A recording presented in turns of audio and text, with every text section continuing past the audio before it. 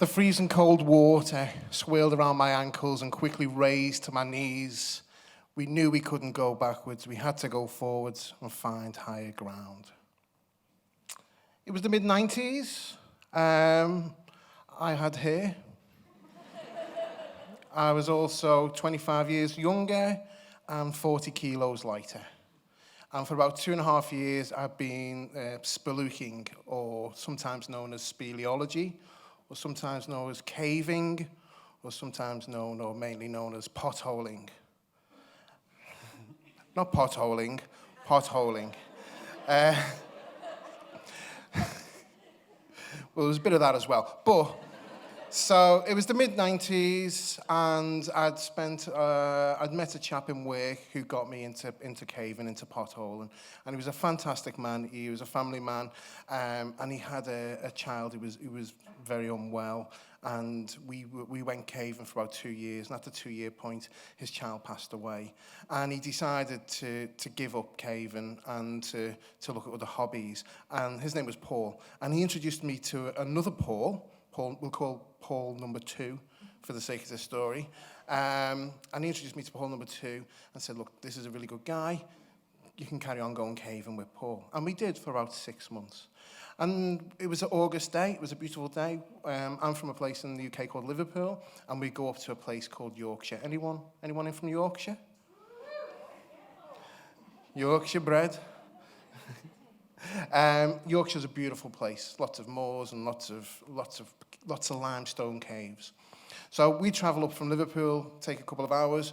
Very early in the morning, we'd get to these beautiful caves, and we do about 3 or 4 caves in a day. Some are quite long, some are quite quick. And we'd start off with a small cave, usually at what we call an in-out. So basically a cave where you went in and you come out.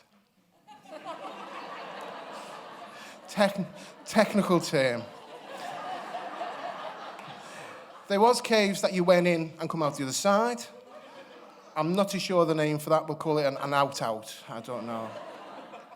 So we did a very mild cave, but it was a flat cave, and you had to belly into this cave, and it was flat, it was about this wide. It was about 150 meters in, 150 meters out. Not very exciting, but it got you ready for the day ahead. And then we went to a second cave, which is a beautiful cave, where you actually got in through a bin in the ground. And now, it was sort of the time of metal bins, so it was like a bin that you would just lift the lid up, disappear in, close it behind you, and disappear for about 45 minutes. And again, it was an in-out cave. You went in, and then you come out.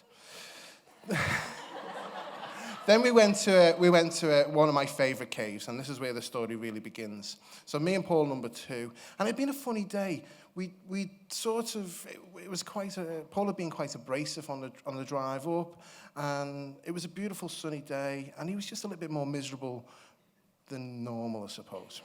So we went into our third cave. It was quite a big cave.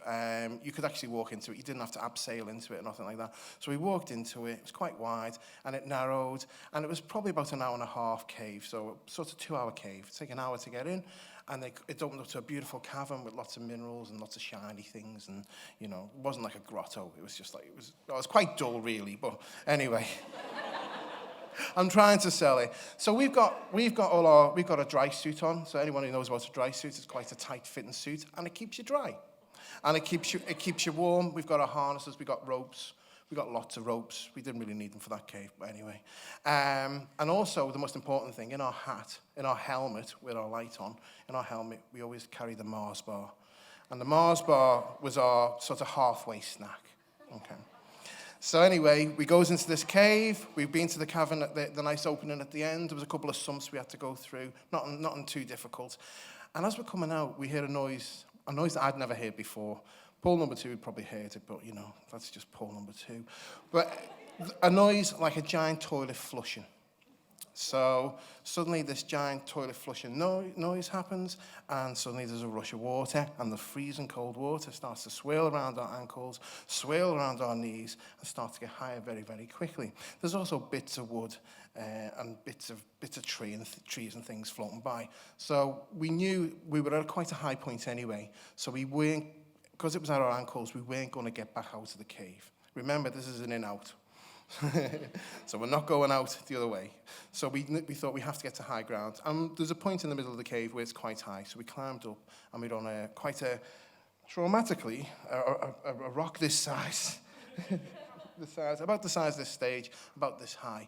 And the water carried on rising, until it was above the rock and actually at our ankles. We weren't panicking, we were sort of chatting quite normally, and we're saying, it won't get much higher, it'll be fine. When it got to my hips, I thought, I'm going to eat my Mars bar. I'm going to eat my Mars bar. Now,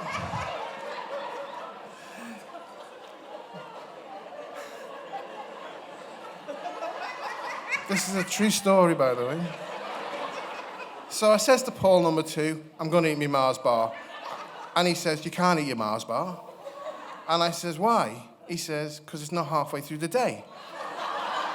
And I says to him, no, I think I'm going to have my last meal. I think this is a really important time for me. So I thought, I can make this choice. Fuck you, Paul. So I got it out my helmet, and to this day, it was the best Mars bar I've ever eaten. And I've eaten plenty of Mars bars, ladies and gentlemen. I have. So, and I enjoyed that Mars bar, and I got it all off my teeth, and it seemed to have worked. It seemed to have staved off the rising of the water.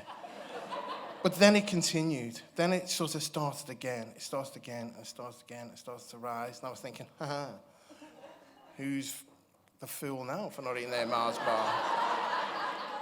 And it got to about here. And we're on our tiptoes. Our helmets are touching the roof of the cave. And I'm saying all sorts of things in my head. For some reason, Wonderwall by Oasis was playing. I don't know, and every time I hear that song now, which I love that song, it reminds me of a near-death experience. So it's rising, and Paul's talking about random things, like the Formula One. Oh, the Formula One's on tomorrow. I'm like, oh, yeah, great. And it gets to here. I'm exaggerating. It gets to here. And I'm thinking, I'm stuck in this cave, something that I love doing, something that I really enjoyed. And I turned to Paul and I says to Paul, listen, thanks so much for, being a friend over the last 6-7 months. Thanks for, showing me some really beautiful places. I really appreciate it. And you're a wonderful person, a wonderful friend. And he turned to me and he said, to be honest, I don't really like you.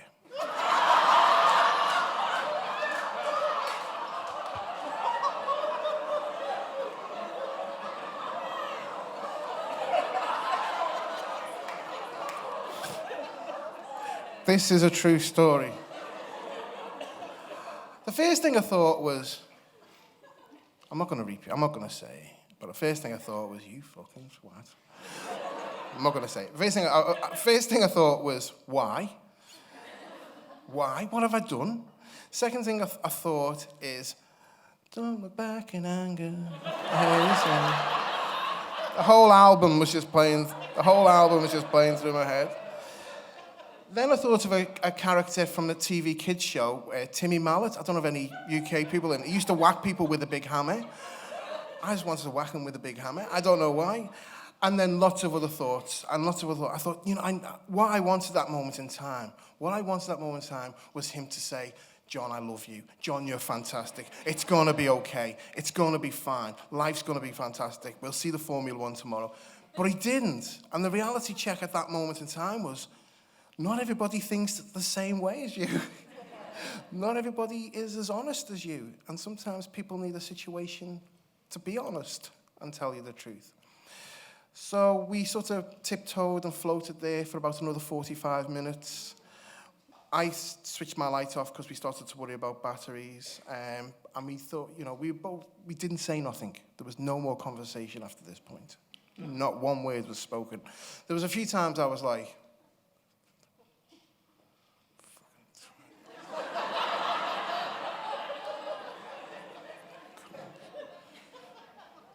and there's not much to see in a small little cave.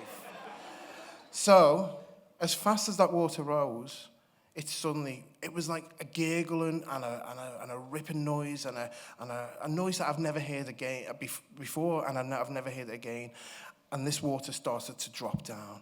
And we thought, okay, it dropped down. And it dropped down really quick, and then faster and faster and faster, and got to our hips.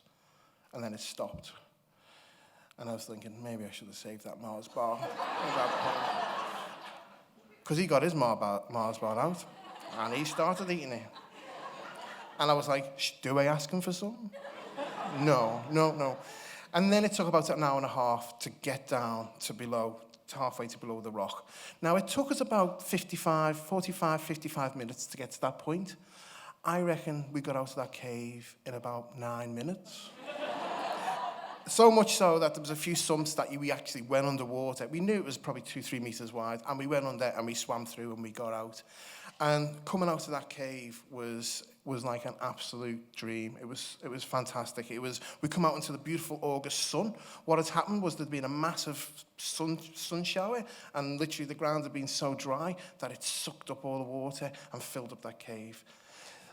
Now, to finish the story, we had to walk nearly 2 miles back to the car, Paul's car, and then we had to travel 2 hours together in a car on the way home. So not only was it a reality check, it was actually a very awkward car journey on the way home. You've been fantastic. Thanks so much.